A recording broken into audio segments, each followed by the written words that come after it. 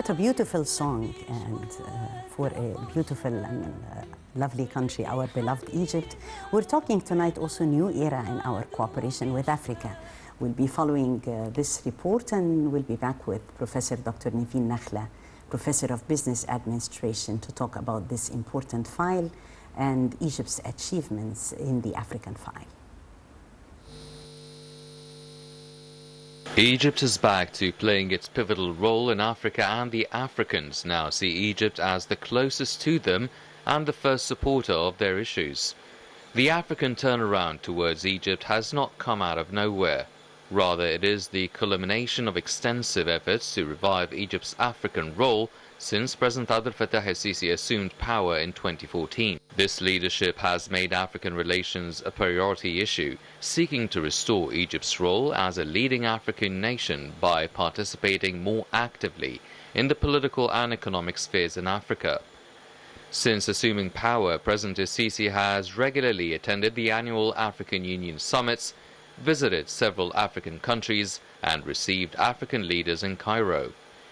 Egypt has also been keen to offer all support for African countries in times of crises. Clear evidence of this was made during the COVID-19 pandemic, when Egypt secured vaccines for its African neighbors. In recent years, Egypt has also fostered cooperation and partnership with African countries, especially in the areas of energy, infrastructure development, agriculture, and food security. Our African brothers have realized their need for a strong country that can voice the problems and needs of the African continent to the whole world. In this context, Egypt was elected non-permanent member on the UN Security Council on behalf of Africa in 2016-2017. Egypt also chaired the African Union in 2019-2020.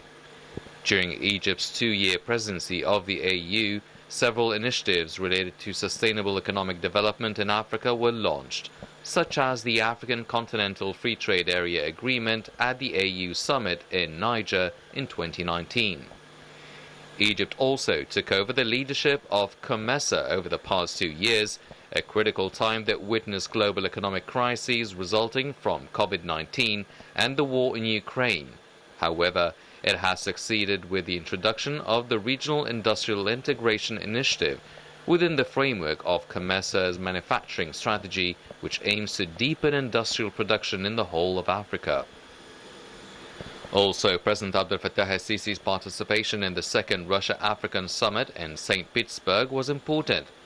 This was made clear through President el-Sisi's speech during the summit, which conveyed a number of important messages that highlighted Egypt's vision to deepen cooperation between Africa and Russia as part of their strategic partnership.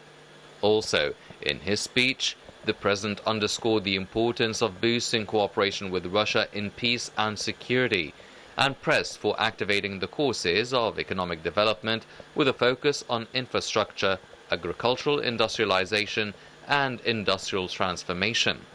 Noteworthy, ever since President el-Sisi assumed office, he's established a new era in strengthening unity and cooperation between the countries of Africa, declaring that Egypt will continue to endeavor side by side with the African countries to achieve sustainable development in all domains and boost joint efforts to find solutions to challenges that the continent has suffered from for decades.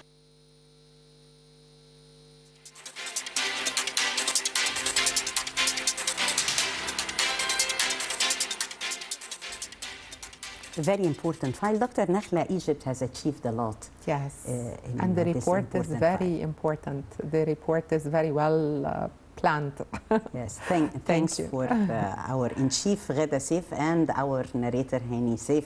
Yes. Both have put it this way, a timeline for Egyptian African achievements. Yes. We have already been working on sustainable development with our African brothers within the framework of the new republic's keenness of achieving this sense of integration, Dr. Nakhla.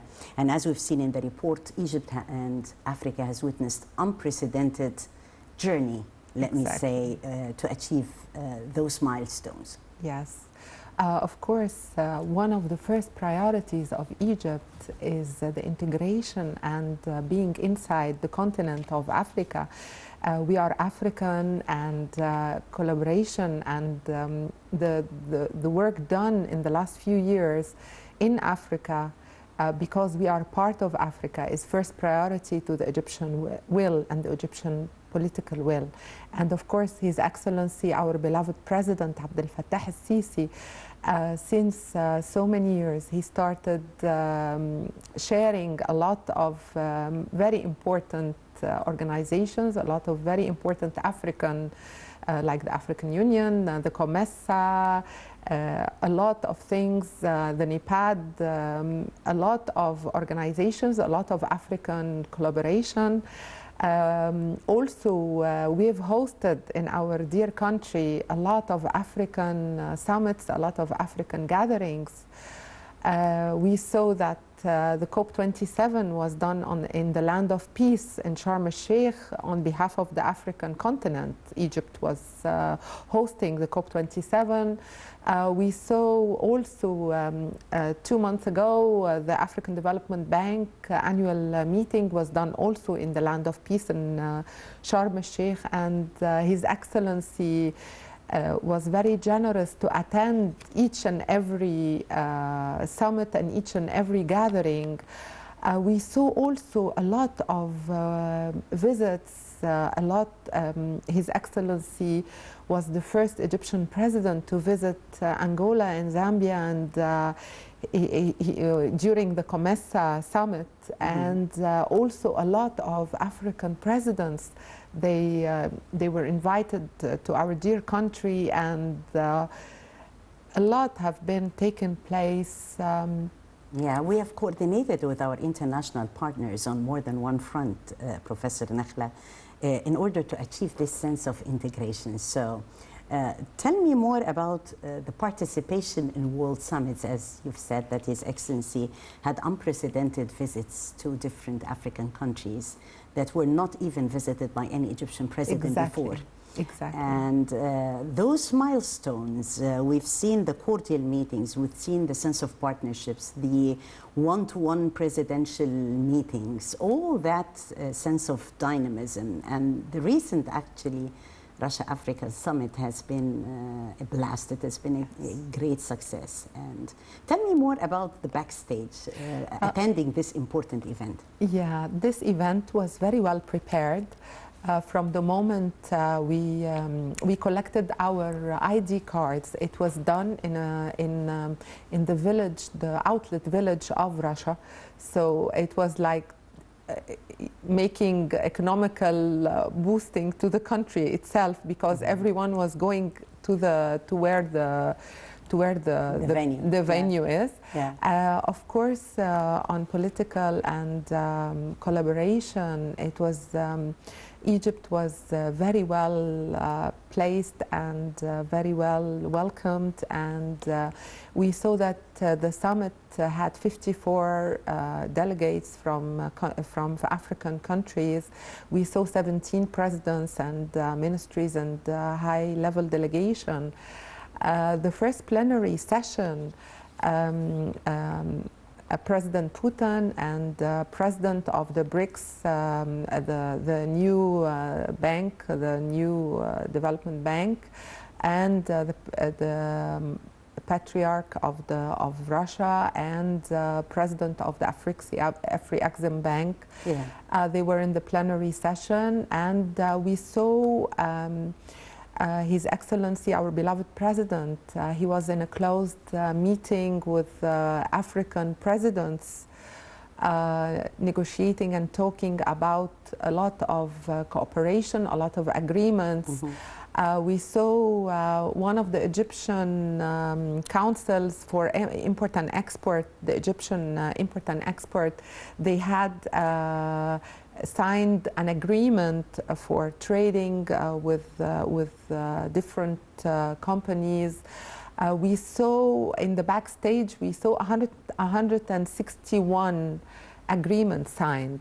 Yes. And it was like full of speakers, like 500 speakers in around 59 sessions. Yeah, very rich. Very rich, very important, and each presence was very significant and very important. Yes, as always, the President had underscored the importance of boosting cooperation with Russia, as Dr. Nakhla had said, pressed for activating the courses of economic development. We're talking also focus on infrastructure. This has been very important. We're talking agricultural industrialization, transformation, industrial transformation as well. So many sessions that His Excellency President Sisi had participated in.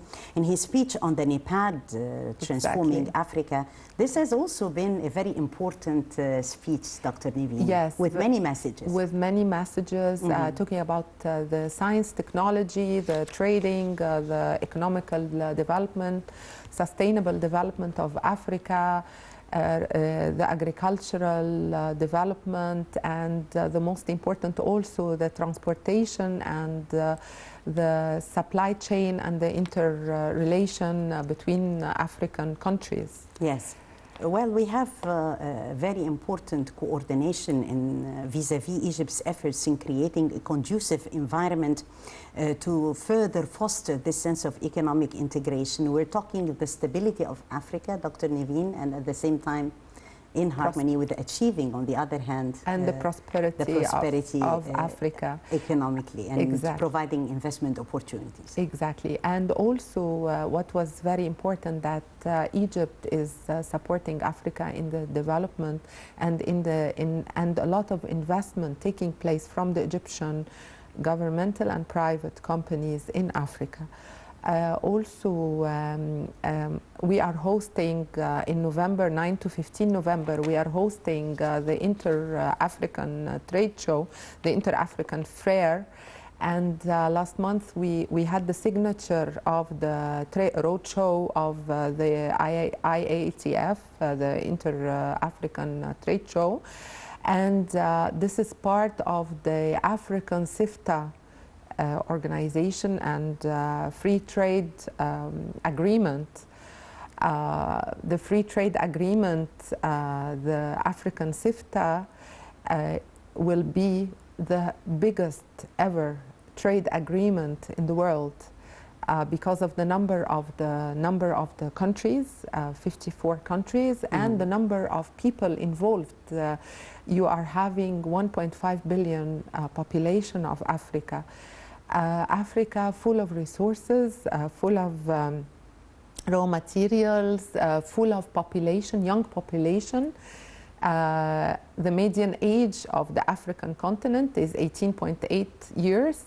70% of the African continent are less than 30 years. In few years, we'll have the biggest young population in the age of work in this continent. So a lot to be done for youth, a lot to be done for human capitals, for human capacity building, and a lot for infrastructure to make the trading the biggest trading between a continent and facilitate everything. Also the new development bank, which is done through the BRICS organization.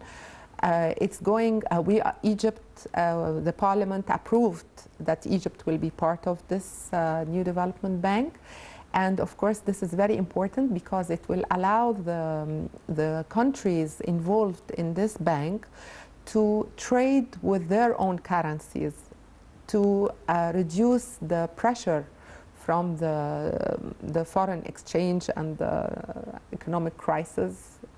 Yes, we're talking more than one important file. We're talking also ensuring food security. Exactly. His Excellency talked ensuring food security, talking also because AI is like transforming the whole world today. So they have been also raising the technology transfer, which is another important dimension. Those important summits and forums had already been boosting a lot that has been achieved in the sense of partnership, talking also information security, strengthening cooperation.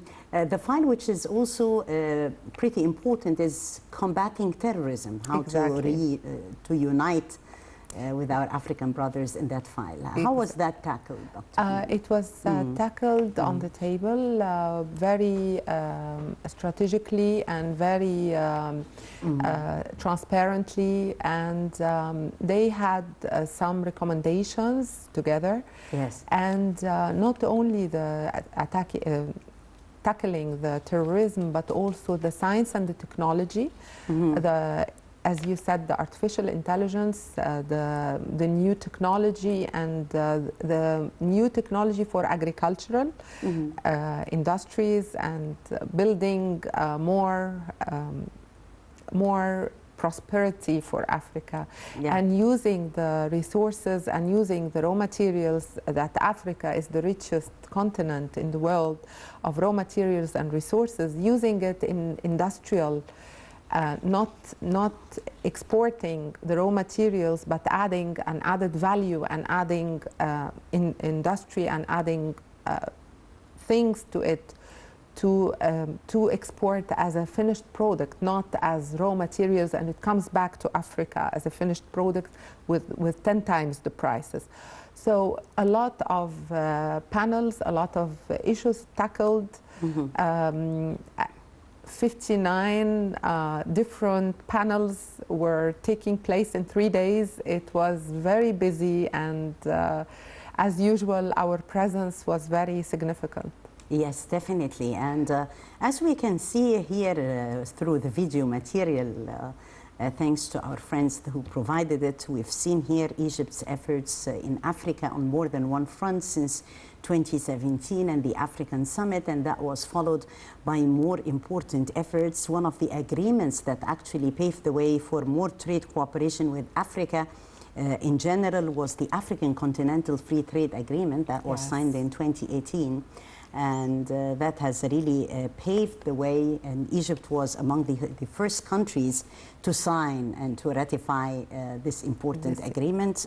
We have the need for African countries working together in that respect and that file. How do you see those important milestones, Dr. Nevine, in our relations with Africa? It was very important, and in a very important timing after the COVID-19 and after the economical crisis, to pick up and to have prosperity and fruitful relations, bilateral and multilateral cooperation agreements. As you mentioned, the free trade agreement, a lot of other agreements taking place on strategic level, a lot of very important to have Egypt, this relation in our continent, in African continent. Also, Egypt is the gateway to Africa. Our position and our demographic location, we are a gateway from the whole world to the African continent. So this is very important. Also, a lot of roads are being paved, direct flights already operating. Yes. All this is all integrated in a full strategic plan, not on one pillar, not on one side, but it's a full strategic plan to the whole continent and from Egypt to cooperate on a strategic level with the African countries. Especially the new cooperation with the landlocked countries. A lot of trade missions are coming out of Egypt to Africa, a lot of businessmen associations, trade missions and cooperations, a lot of all the export councils are having the Foreign Affairs, the Ministry of Foreign Affairs and the Ministry of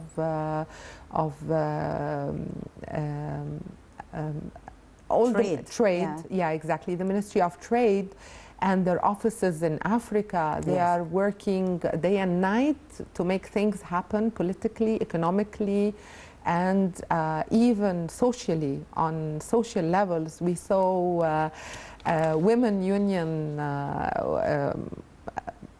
took over. I mean, new women union things happening on all levels. Yes, so we'll be talking also women empowerment in Africa and Egyptian women and their role in collaboration with African women in startups, entrepreneurship, more important files also in that regard. A short break and we'll be back.